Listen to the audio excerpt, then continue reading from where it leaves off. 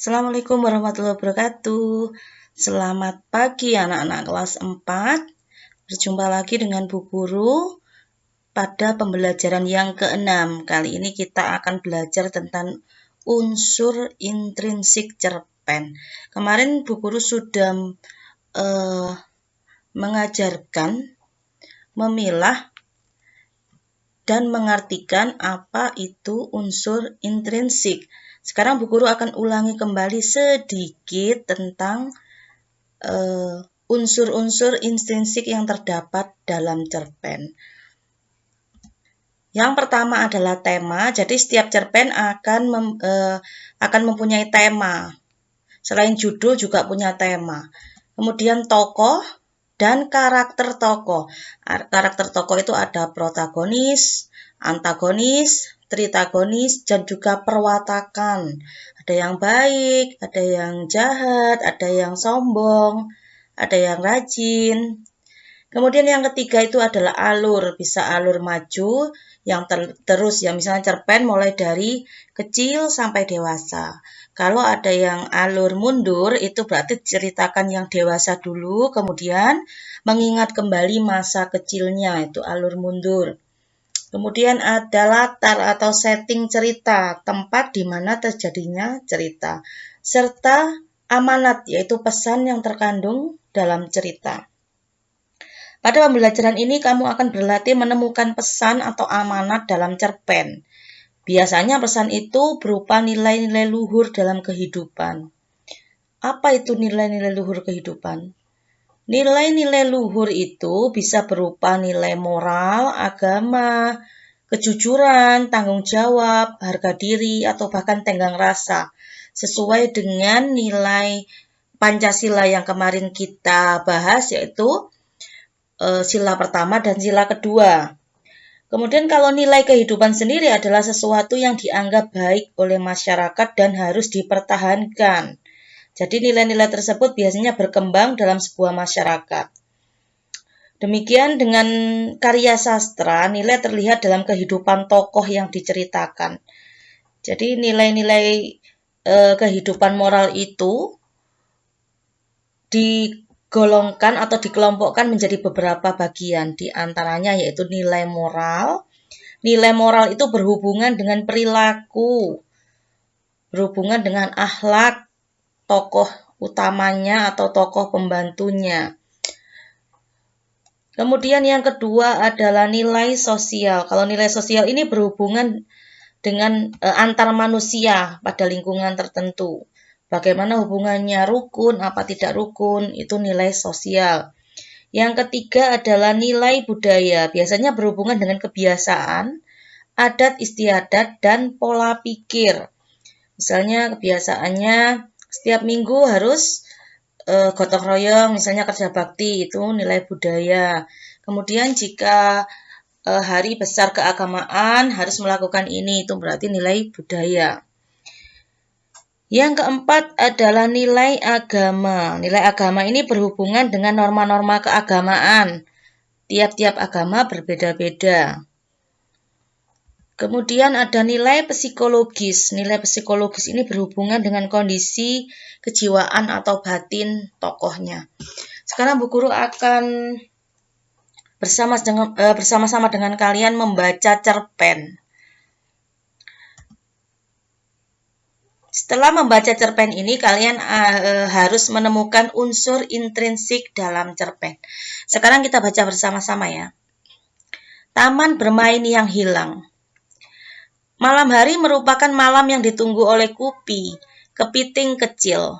Ia menikmati saat-saat berjalan perlahan di gundukan pasir bersama ayahnya. Mereka menanti datangnya air pasang yang akan membawa mereka ke dunia yang berbeda. Ya, Kupi selalu menanti saat-saat mereka terempas oleh air pasang, lalu tiba di hutan bakau. Nanti di sana ia pasti akan bertemu dengan teman-teman kecilnya yang lain. Upi si udang kecil, Kuro si kura-kura, dan teman-teman yang lebih besar seperti bangau cilik dan Momo si monyet. Di antara akar bakau mereka bisa bermain kejar-kejaran, petak umpet, atau tidur di sela akar yang melintang. Seru sekali saat-saat itu. Ada kalanya mereka berpisah, terbawa oleh pasang surut, kembali ke laut bebas. Namun, suatu hari mereka bertemu lagi dan bermain bersama lagi. Suasana di hutan bakau tentu berbeda dengan suasana di laut lepas. Airnya pun berbeda, tidak asin seperti air laut, tetapi tidak juga tawar. Kupi tidak tahu apa namanya. Berbeda tetapi Kupi dan teman-temannya tetap bisa bermain dengan nyaman. Malam itu di pesisir pantai Kupi bertanya pada ayahnya, "Ayah, mengapa kita tidak lagi pernah bisa bertemu dengan bangau putih, teman ayah? Aku juga rindu bertemu dengan sahabat-sahabat kecilku. Aku sudah lama sekali tidak bertemu dengan Upi, Kuro, bangau cilik, dan Momo. Mengapa sekarang susah sekali kita bertemu dengan mereka ya?" Sambil berjalan pelan di gundukan pasir, ayah Kupi menjelaskan perlahan. "Kupi, sayang sekali hutan bakau tempatmu bermain sudah rusak. Ayah dengar dari paman nelayan, manusia di pesisir pantai sana ingin membuat bangunan-bangunan yang tinggi menjulang. Mereka butuh lahan yang luas. Mereka menebang habis hutan bakau. Mereka membangun gedung tinggi menjulang ke langit di atas taman bermain itu." Ayah menjelaskan perlahan. Sesungguhnya ia tidak ingin Kupi sedih, tetapi bagaimana lagi? Ayah tidak ingin Kupi terus menanti tanpa kepastian. Kupi tertunduk sedih. Pupus sudah harapannya bertemu dengan sahabat-sahabat kecilnya. "Mengapa manusia begitu jahat, Ayah? Mengapa manusia tidak memikirkan kita, makhluk kecil di pesisir pantai? Mengapa manusia hanya memikirkan dirinya sendiri?" Kupi meratap pelan, namun penuh amarah. Ayah ingin menenangkan hati Kupi. Ia menambahkan, "Sebenarnya ketika hutan bakau tempatmu bermain ditebang, manusia pun menerima akibat buruknya, Kupi.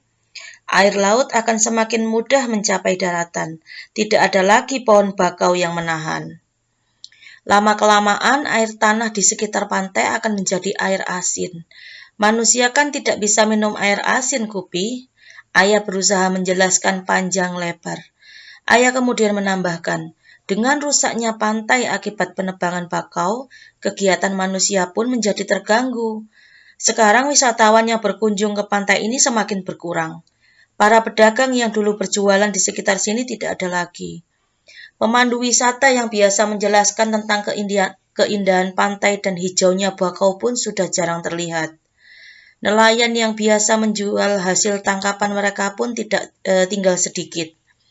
Kupi tidak terhibur oleh penjelasan ayah. Pikirnya, biarkan saja manusia menerima akibat dari perbuatannya sendiri. Manusia memang sering tidak bijak. Kupi hanya ingin berdoa semoga suatu saat nanti hutan bakau akan kembali. Semoga suatu saat nanti ada lagi taman tempatnya bermain. Semoga suatu saat nanti ia masih bisa bertemu dengan sahabat-sahabat kecilnya. Kupi hanya bisa berdoa semoga kelak manusia bisa bertindak lebih bijaksana. Semoga. Ini adalah cerpen hasil karya Santi Hendrieti. Sekarang tugas kalian coba cari unsur intrinsik, yaitu yang pertama temanya apa. Yang kedua, sebutkan nama tokoh-tokohnya. Yang ketiga, alur ceritanya tadi bagaimana. Yang keempat, setting ceritanya berada di mana. Dan apa pesan yang terkandung dalam cerita yang kamu baca tadi. Jika masih bingung atau masih belum paham, silakan ulang kembali dan baca kembali cerita Taman Bermain yang Hilang. Selamat mengerjakan anak-anak, selamat belajar. Assalamualaikum warahmatullahi wabarakatuh.